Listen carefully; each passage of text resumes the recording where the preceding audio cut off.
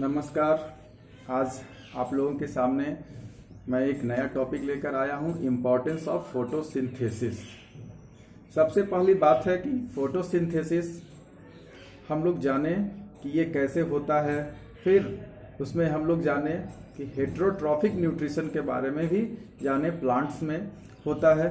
तो ये सब के बाद अब हम लोग देखें कि हमारे इन्वायरमेंट में ये जो है फोटोसिंथेसिस का क्या महत्व होता है। तो सबसे पहला है इसमें ये जो है source of nutrition for the living organism. Living beings के लिए ये जो है सोर्स है फूड का, न्यूट्रिशन का। मतलब ये जो है energy giving food, body building food, protective food, ये सब तरह का फूड जो है वो देने का काम करता है। जब फोटोसिंथेसिस होगा तो उसमें जो ग्लूकोज बनेगा वो स्टार्च के रूप में जमा हो जाता है।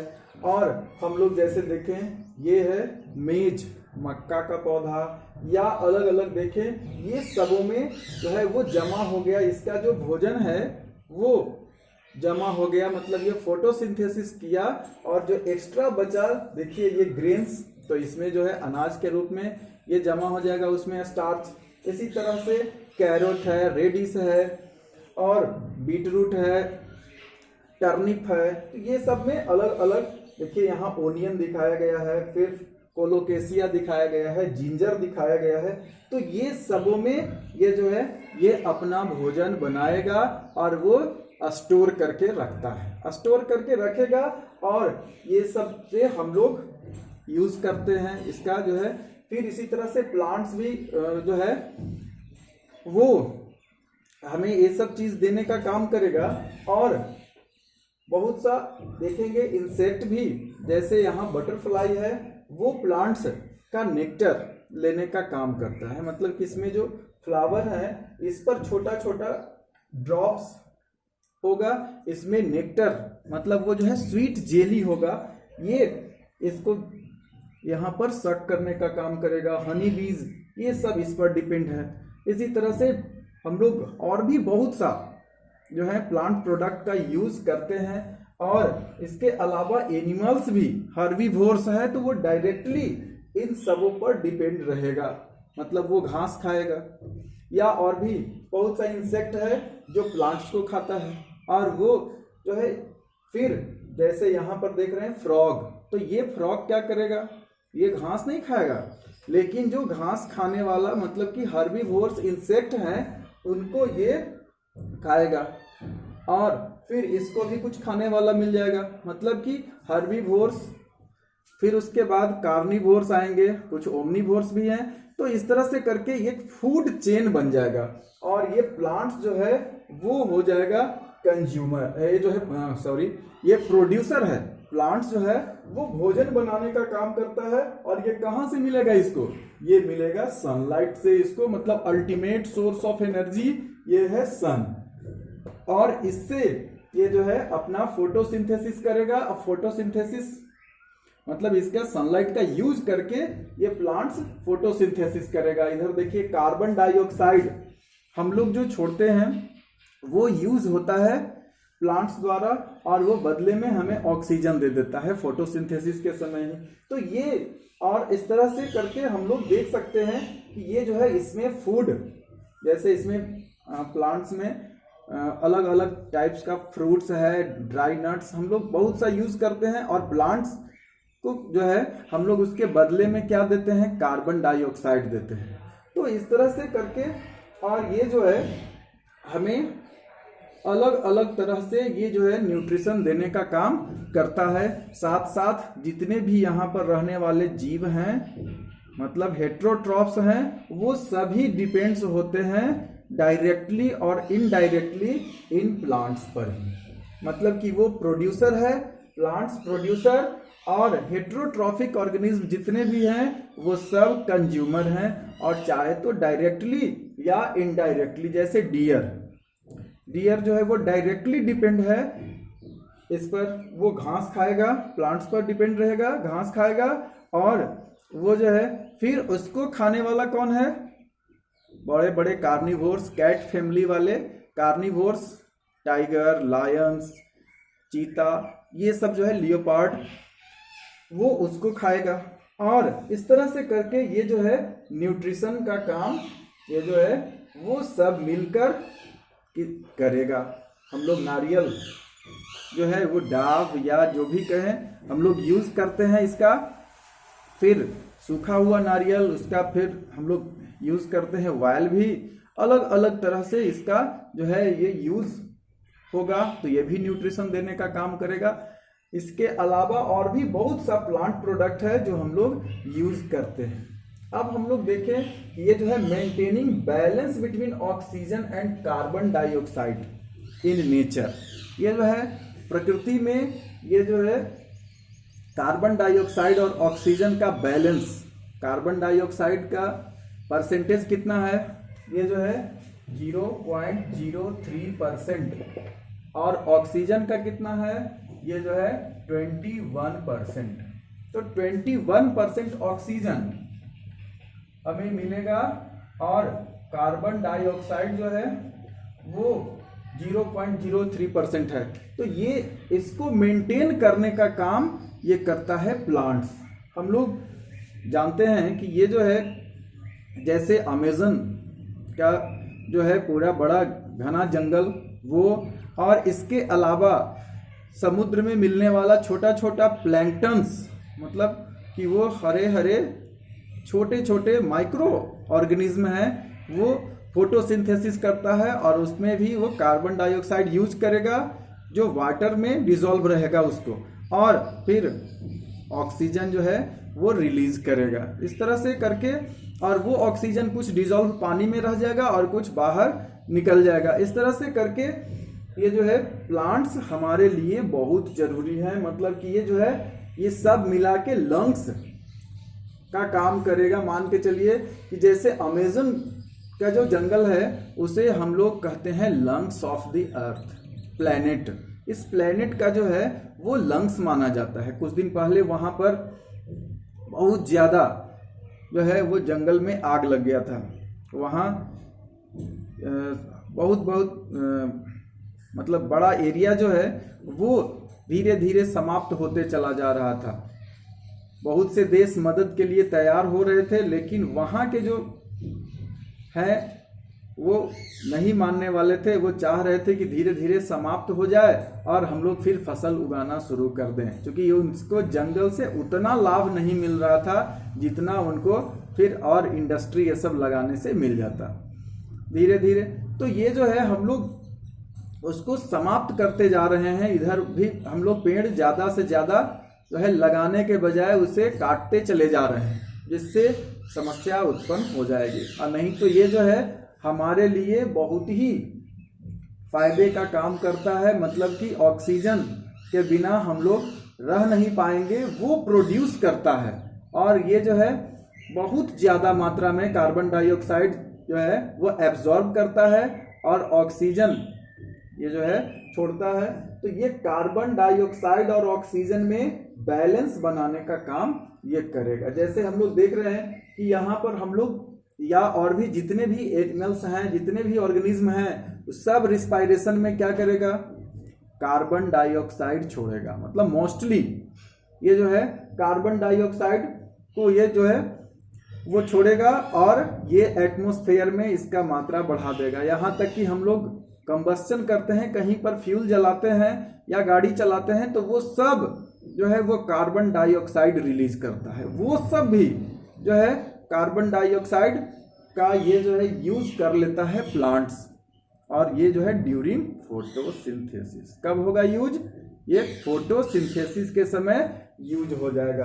तो यहाँ पर ये जो है मेंटेनेंस करने का काम ये सब प्लांट्स मिलजुल कर करेंगे और जितना भी है बैलेंस बना के ये रखेगा नेचर्स में, कि जो है वो जितने भी लिविंग ऑर्गेनिज्म हैं, या देखिए हम लोग यहाँ पर वो अगर एक्वेटिक ऑर्गेनिज्म है उसमें भी ये एक्वेटिक एनिमल्स है यहाँ पर, तो ये इसके अलावा बहुत सा पानी में रहने वाला जीव आपको मिलेगा और उन सबों को भी ऑक्सीजन की आवश्यकता होती है। और वो कैसे ऑक्सीजन लेते हैं, तो उसमें अलग अलग टाइप से एडप्ट होते हैं। जैसे उसमें गिल्स पाया जाता है, कुछ है कि जो सांस लेने के लिए बाहर भी आते हैं, जैसे डॉल्फिन या व्हेल्स को देखे होंगे, तो वो सब बाहर निकलता है और उसके बाद वो फिर से सांस लेके और फिर अंदर चला जाता है। तो इस तरह से करके इन सबों को भी ऑक्सीजन की आवश्यकता होती है।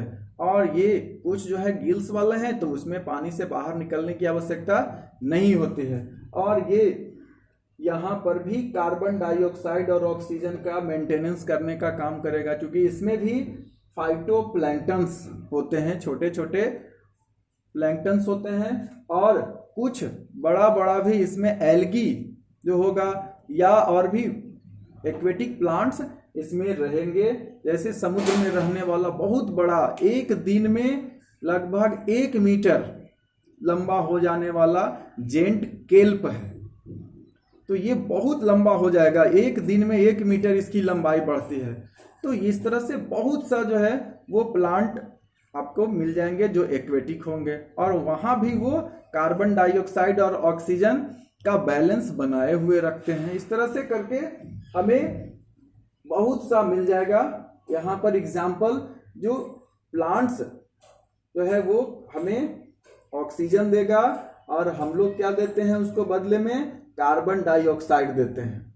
और यदि ये नहीं होता तो यहाँ पर बहुत ज़्यादा मात्रा में कार्बन डाइऑक्साइड हो जाएगा, और कार्बन डाइऑक्साइड बढ़ने के कारण क्या होता, ग्लोबल वार्मिंग। जैसे अभी देख रहे हैं कि कुछ क्लाइमेटिक चेंजिंग आ रहा है, या अलग अलग जगह पर जो है पोलर आइस कैप के बारे में भी आप लोग जानते होंगे। तो ये सब जो है वो वहाँ पर धीरे धीरे बर्फ जो है वो पिघलना शुरू कर देगा, और कुछ जो है समुद्र के किनारे वाला बसा हुआ शहर है वो सब पानी में समाहित हो जाएगा। इस तरह से करके ये जो है इसका बहुत बड़ा नुकसान भी हो सकता है। इसलिए हमें जितना ज़्यादा से ज़्यादा हो सके प्लांट लगाना चाहिए। घर में भी अगर आप जहाँ पर रह रहे हैं लिविंग रूम में भी कुछ इंडोर प्लांट्स लगा सकते हैं, कुछ खिड़कियों पर लगा सकते हैं, कुछ को छत पर लगा सकते हैं। तो अलग अलग जगह पर आप पेड़ पौधा लगाएं और उससे फायदा होगा। ये जो है हमेशा कुछ फायदे का ही चीज़ देगा हमें, और ये जो है बदले में नुकसान हमें कुछ नहीं करता है, हम लोग इसे नुकसान पहुंचाने का काम करते हैं। अब हम लोग देखेंगे कि प्लांट्स में फोटोसिंथेसिस जो हो रहा है उसमें ग्लूकोज बनता है। इसके अलावा भी प्लांट्स में जो है synthesis of plant food other than carbohydrates, ये भी हम लोग को एक देखना है।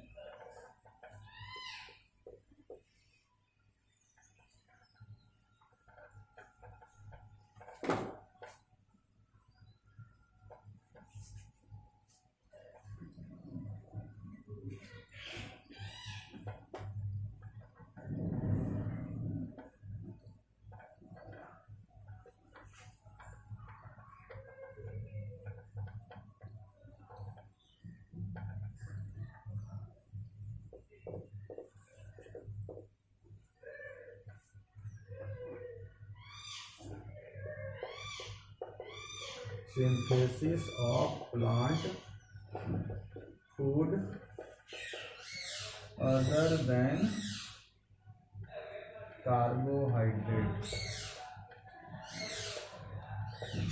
कार्बोहाइड्रेट के अलावा भी प्लांट्स को अपना मेंटेनेंस के लिए, मतलब बॉडी को मेंटेन करने के लिए, उसका लाइफ प्रोसेसेस को मेंटेन करने के लिए वह और भी अलग अलग मिनरल्स कंपोनेंट्स की आवश्यकता होती है। तो जैसे हम लोग देखेंगे प्रोटीन और फैट और कुछ विटामिन्स भी। तो ये जो है प्रोटीन, फैट, मिनरल्स, इन सबों की आवश्यकता होती है प्लांट को। और ये प्लांट जो है अपना प्रोटीन और फैट ये खुद बना लेता है, और मिनरल्स इसको मिल जाएगा सॉइल से। ये जो है ये दोनों प्रिपेयर करेगा, ये दोनों चीज जो है ये प्रिपेयर करने का काम करेगा, और ये इसको मिनरल्स जो है वो इसे सॉइल से मिल जाएगा। मतलब न्यूट्रिएंट्स जो है, कुछ माइक्रो न्यूट्रिएंट्स इसे मिल जाएंगे प्लांट को जो है, और मैक्रो न्यूट्रिएंट्स कहलाता है। जो भी मिनरल्स ये सब है, तो वो प्लांट को जो न्यूट्रिशन चाहिए वो सब इसे मिल जाता है, सॉइल से मिल जाएगा कुछ मिनरल्स, और जो है जैसे इसको चाहिए कार्बन तो कार्बन डाइऑक्साइड से मिल जाएगा, इसको चाहिए हाइड्रोजन तो ये मिल जाएगा वाटर से, और ऑक्सीजन ये वाटर से भी मिल जाएगा, और नहीं तो एटमॉस्फेयर से मिलेगा। तो ये सब जो है इसे प्लांट्स को फोटोसिंथेसिस करने के लिए मुख्य रूप से चाहिए कार्बन, हाइड्रोजन और ऑक्सीजन।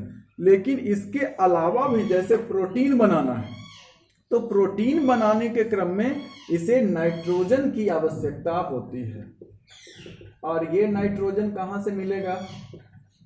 एटमॉस्फेयर से मिलेगा नहीं, ये जो है डायरेक्टली प्लांट्स एब्जॉर्ब नहीं कर सकता है।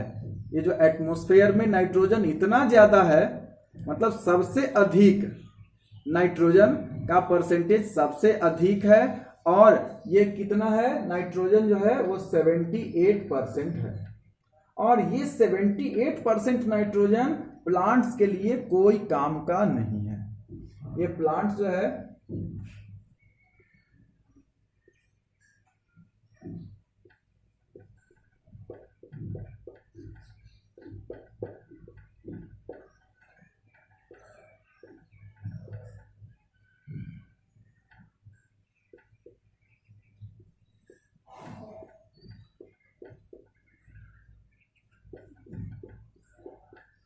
इसको कहाँ से मिलेगा प्लांट्स को? तो ये सॉइल से नाइट्रोजन जो है उसको, ये नाइट्रोजनस मटेरियल्स इसको चाहिए, लेकिन यहाँ सॉल्युबल फॉर्म में चाहिए। प्लांट को चाहिए नाइट्रोजन वो सॉल्युबल फॉर्म में, तो यहाँ सॉल्युबल फॉर्म में कौन बदलेगा? यहाँ बदलने के लिए ये जो है नाइट्रोजन को बदलने के लिए सॉइल में मौजूद रहेगा छोटा छोटा बैक्टीरिया, बहुत ही माइक्रो है ये जो है, ये माइक्रो ऑर्गेनिज्म है। तो ये बैक्टीरिया क्या करेगा? नाइट्रोजन को नाइट्रेट में कन्वर्ट कर देगा। ये जो है नाइट्रेट मतलब कि वाटर सॉल्युबल, ये जो है नाइट्रोजनस सबस्टांस है।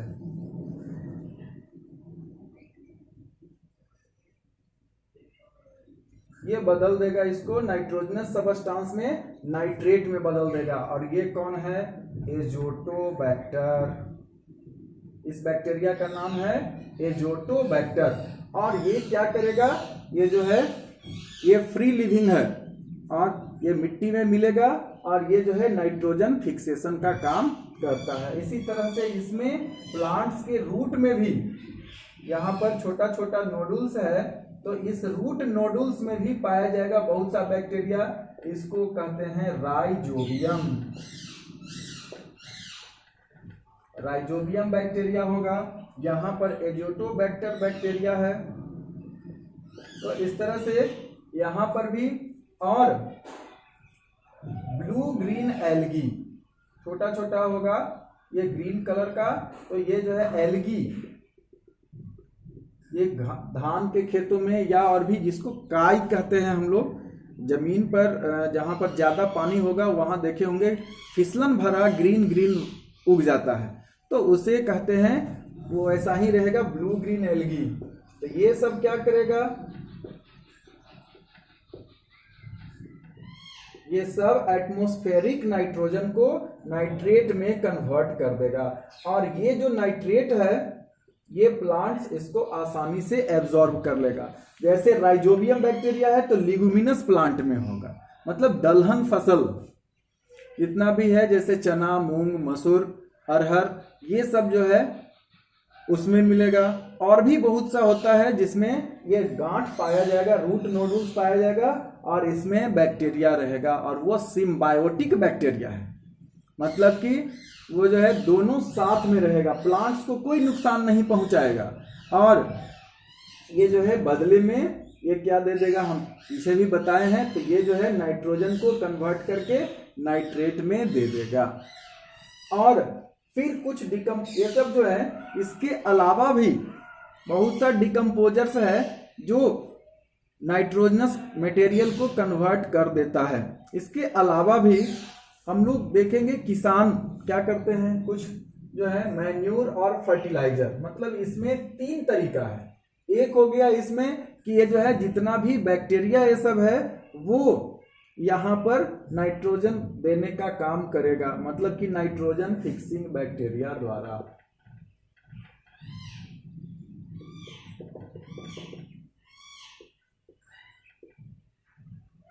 दूसरा क्या हो गया, यहाँ पर नाइट्रोजन फिक्सिंग बैक्टीरिया, और एक है यहाँ पर ये सिम्बायोटिक बैक्टीरिया भी उसी में आ जाएगा। और फार्मर्स करता है add, farmers add manure and fertiliser.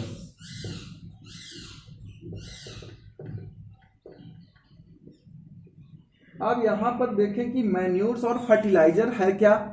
हम लोग अपने खेतों में डालने के लिए घर का जो है निकला हुआ जो भी कहें वेस्ट, किचन वेस्ट रहेगा वो, मतलब कि जो डिकम्पोज हो जाने वाला बायोडिग्रेडेबल मटेरियल्स को कहीं गड्ढे में जमा कर देते हैं और वो धीरे धीरे माइक्रो ऑर्गेनिज्म जो है उसको डिकम्पोज कर देगा। और डिकम्पोज करने के बाद उसे हम यदि खेतों में डाल देते हैं तो वो माइक्रो ऑर्गेनिज्म के द्वारा क्या हुआ कि यहाँ पर वो कॉम्प्लेक्स कार्बोहाइड्रेट या जो भी है उसमें प्रोटीन भी रहता है, तो वो सब इसमें जो है सिंपल मटेरियल में कन्वर्ट हो जाएगा और वो उसको आसानी से मिल जाएगा खेतों को। यहाँ पर और भी है तरीका, इसको एक वर्मी कंपोस्टिंग, मैन्यूर बनाने का अलग अलग तरीका भी है, कंपोस्ट बनाना, फिर वर्मी कंपोस्ट बनाना। तो वर्मी कंपोस्ट में क्या करते हैं, अर्थवर्म को डिकम्पोज करने के लिए डाल देते हैं। अर्थवर्म छोड़ दिया जाता है जहां पर गड्ढा है उसमें, और किचन वेस्ट मतलब जो भी बायोडिग्रेडेबल मटेरियल्स है या काउडंग है जो भी वो डाल दिया जाता है उसमें, और वो धीरे धीरे उसको सब खाके और छोटा छोटा दानेदार जो है मटेरियल्स वो अपना छोड़ते जाता है, उसको वर्म कास्ट कहते हैं। और वो वर्मी कंपोस्ट जो है खेत में काम आएगा इसे नाइट्रोजनस मटेरियल देने का। इसके अलावा भी उसमें न्यूट्रिएंट्स होते हैं एनपीके, जैसे नाइट्रोजन, फास्फोरस और पोटेशियम। फिर है फर्टिलाइजर्स। फर्टिलाइजर्स जो है वो केमिकल मटेरियल है और ये जो है केमिकल मटेरियल्स बनाया जाता है, मतलब मैनमेड केमिकल मटेरियल्स है, इसे इंडस्ट्री में बनाया जाएगा, मतलब एटमॉस्फेयर से नाइट्रोजन लेके और वहां कंप्रेस्ड करके उसको और फिर नाइट्रोजनस कंपाउंड में कन्वर्ट किया जाता है और वही खेतों में डालते हैं। किसान को देखे होंगे हाथ में लिए हुए, वो बोरा बड़ा बड़ा पैकेट में आता है और यूरिया, डीएपी ये सब जो है वो फर्टिलाइजर्स का यूज किया जाता है। तो इस फर्टिलाइजर में क्या होगा, NPK, तो N फॉर नाइट्रोजन और P फॉर फॉस्फोरस और K फॉर पोटेशियम। ये जो है ये तीनों न्यूट्रिएंट्स इसमें मिलेंगे, ज्यादा मात्रा में ये मिलता है और वो अलग अलग भी मिलेगा। कुछ नाइट्रोजनस जो होगा फर्टिलाइजर, कुछ फॉस्फेटिक फर्टिलाइजर होगा, कुछ पोटेशिक फर्टिलाइजर होगा और कुछ जो फर्टिलाइजर्स है वो कॉम्प्लेक्स कहलाता है, मतलब कि जिसमें नाइट्रोजन ज्यादा मात्रा में तो वो नाइट्रोजनस फर्टिलाइजर, जिसमें फॉस्फोरस जो है वो ज्यादा मात्रा में रहेगा तो फॉस्फेटिक कहलाएगा, और जिसमें पोटेशियम रहेगा ज्यादा मात्रा में वो पोटेशिक फर्टिलाइजर कहलाएगा। इसी तरह से 2 या 3 इसमें रहेगा तो इसको कहेंगे कॉम्प्लेक्स जो है कॉम्प्लेक्स फर्टिलाइजर। इस तरह से खेत में किसान फर्टिलाइजर्स का उपयोग करते हैं और ये नाइट्रोजन फिक्सिंग बैक्टीरिया द्वारा एटमॉस्फेयर से उसको मिल जाता है। इस तरह से करके प्लांट्स जो है वो प्रोटीन सिंथेसिस करता है। और इसके अलावा जो है फैट कैसे बनेगा, उसमें कम्प्लेक्स कार्बोहाइड्रेट्स जो है उसी का कन्वर्सन वहाँ पर हो जाता है, क्योंकि उसमें कार्बन, हाइड्रोजन और ऑक्सीजन ये तीन ही जरूरत होता है फैट में भी। तो वो जो है प्लांट्स का अलग अलग पार्ट्स में जमा हो जाएगा, वो फैट का सिंथेसाइजेशन करेगा। फिर विटामिन्स का भी सिंथेसाइजेशन प्लांट्स में होता है, वो खुद विटामिन भी सिंथेसाइज कर लेता है। इसी तरह से प्लांट्स को जो है वो बाहर से कुछ ऐड करने की आवश्यकता नहीं होती है, हम लोग इसे जो है अब खेतों में छोड़ देते हैं। जैसे प्लांट्स को लगाते हैं, एक ही तरह का यदि प्लांट्स बार बार लगाएं तो उससे उसमें जो सॉइल में जो मिनरल्स हैं उनका जो है वो प्लांट्स अब्सॉर्प्शन कर लेगा, और मतलब एब्जॉर्ब कर लेगा वो। और कुछ खास तरह के प्लांट्स होते हैं जो ज़्यादा यूज़ करते हैं, तो इस तरह से जो है वो उसमें धीरे धीरे मिनरल्स का अभाव होना शुरू हो जाएगा, और वो जिसके कारण प्लांट्स अपना सिंथेसाइजेशन जो है ये मटेरियल्स का, प्रोटीन, फैट, ये सब जो है वो ठीक ढंग से नहीं कर पाएंगे। तो उसे जो है वो बॉडी बिल्डिंग उसका भी प्रोटीन से ही होगा, तो वो बढ़ नहीं पाएगा ठीक ढंग से। इस तरह से तो कभी कभी किसान एक और काम करते हैं इसमें, बाय क्रॉप रोटेशन। प्लांट्स ये जो है खेतों में ऐड करने का एक और तरीका है, इसमें मिनरल्स ये सब ऐड करने का, क्रॉप रोटेशन। क्रॉप रोटेशन में क्या करेंगे कि अगर एक बार हम लगाए हैं इसमें कोई सेरल्स क्रॉप, जैसे धान, गेहूं, ये सब लगाए हैं, तो उसके बाद अब हम लोग उस खेत में नेक्स्ट सीजन में लगाएंगे, जैसे मूंग है, मसूर, अरहर, चना, तो ये सब लगाएंगे। लिग्यूमिनस प्लांट यदि लगा देते हैं तो नेक्स्ट बार के लिए वो हो जाएगा, उसमें वो जो नाइट्रोजनस मटेरियल है वो फिर से प्लांट को मिल जाएगा, और वो प्रोटीन सिंथेसिस ठीक ढंग से कर पाएगा। इस तरह से हम लोग देखें कि प्लांट्स में वो कैसे क्या क्या होता है। फोटोसिंथेसिस कार्बोहाइड्रेट के अलावा भी इसमें जो है वो होगा प्रोटीन, फैट, विटामिन का सिंथेसिस होगा। अब हम लोग नए चैप्टर में मिलेंगे, न्यूट्रिशन इन एनिमल्स। तब तक के लिए धन्यवाद।